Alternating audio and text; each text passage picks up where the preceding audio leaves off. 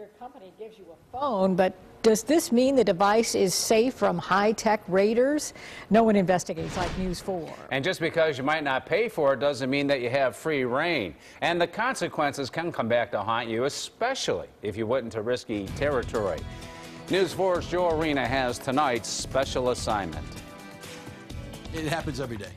Every day in our business, we're kind of tossed between the employee doing bad things or an environment which has been compromised due to either internal threats or external threats, where it has exposed the organization to tremendous risk. Just a year ago, nearly 800 companies, including Microsoft, Google, and Facebook, were all hacked into. And the threat is becoming far too easy today. The simple act of checking our personal email or even buying flowers for mom on Mother's Day with our mobile work devices can put your company at risk and you potentially responsible. Computer forensics specialist Mike McCartney is in business for this very reason. It's his job to hunt down a syndicate, as he calls it, of hackers looking to steal your personal and work-related information. We like to say they're everywhere and they're nowhere. Because they literally live in the cloud.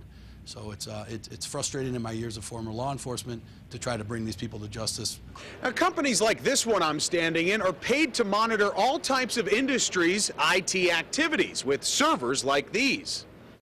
And the security doesn't end there. Just down the hall, these chairs are never empty. But unfortunately, not many people take advantage of these services. There's a lot of everyday companies. I would say probably in the neighborhood of 95% of most companies generally don't have that great of visibility into what the employees are doing on the devices that they get issued. 95%.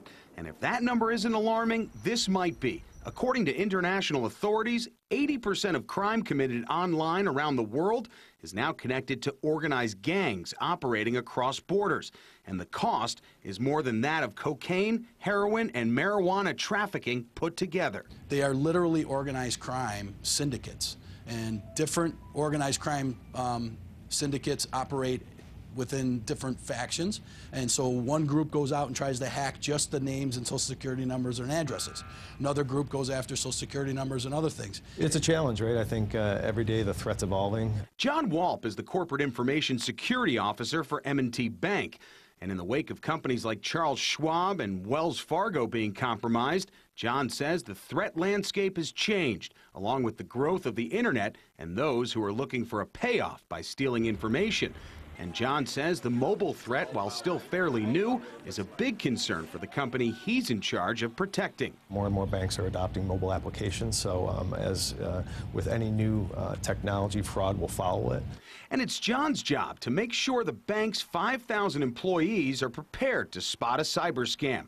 And M&T doesn't take any chances. The company has a rigorous awareness program that employees are required to take part in twice a year. We really ensure that employees know kind of the rules of the game as it relates to a personal device, and really the aspect of awareness and what happens on that device or what could happen on that device. And while hackers continue to get creative to find new ways to obtain our information, most of us aren't creative enough to keep it from them.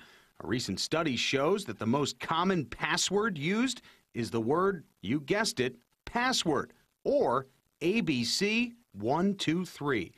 Joe Arena, News 4.